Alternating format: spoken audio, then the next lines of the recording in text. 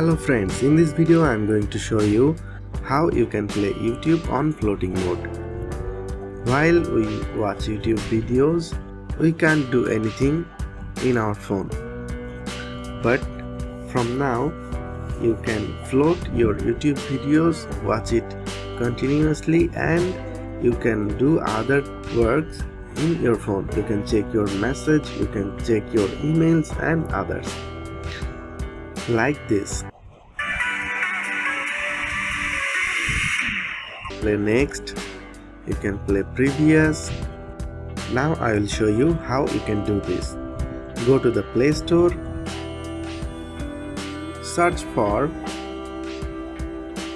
FloatTube, and you will find this app. Download and install this and tap open.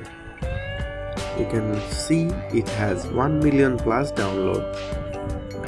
Open this and play any video. Let me search.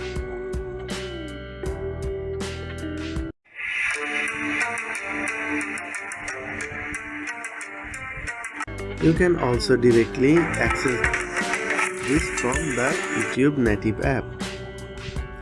Go to the YouTube, play a video. While playing this video, you can share this on the FloatTube.